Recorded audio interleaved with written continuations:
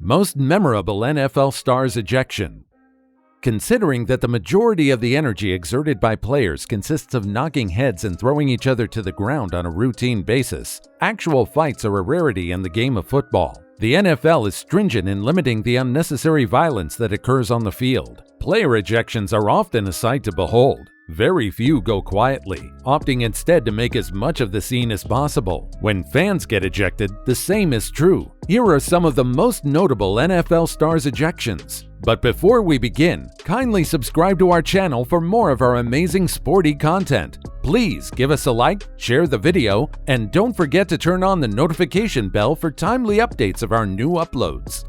Let's get it on! Number 1. Albert Haynesworth.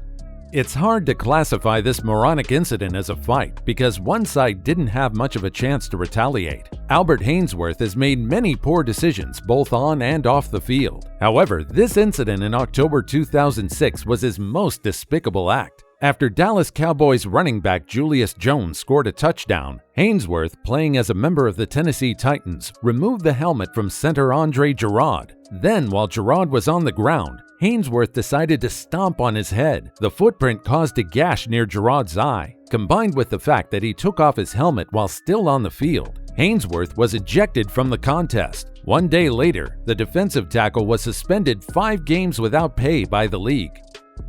Number 2. Brandon Stokely.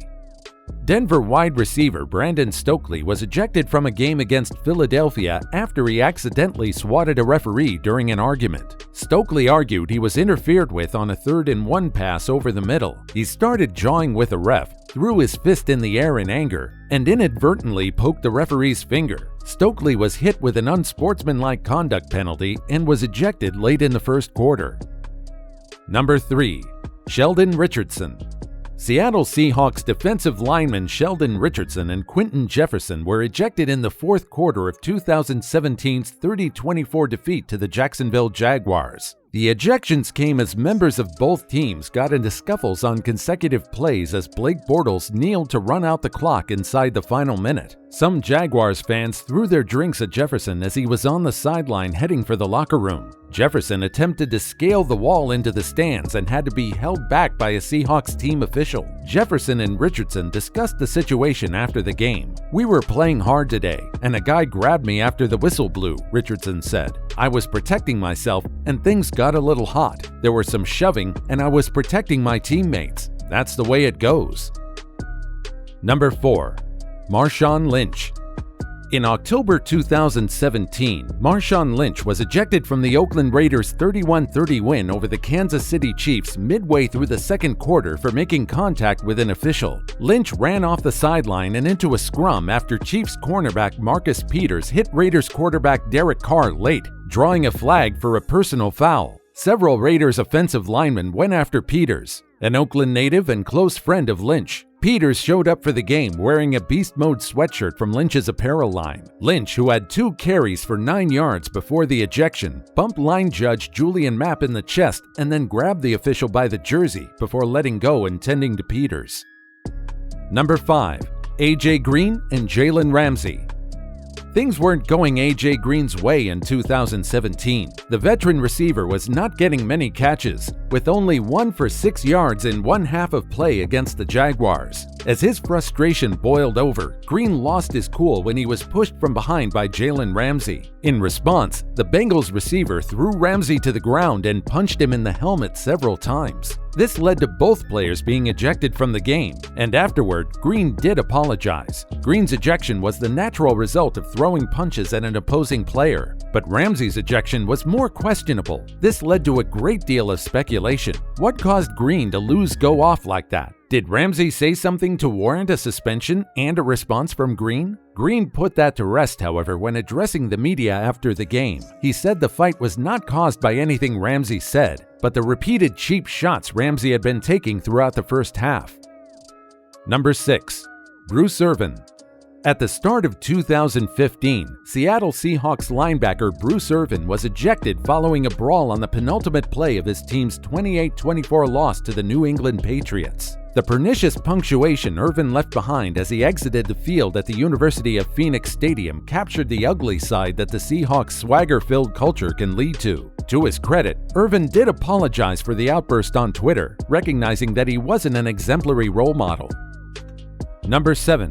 AkeemTalib vs. MichaelCrabtree.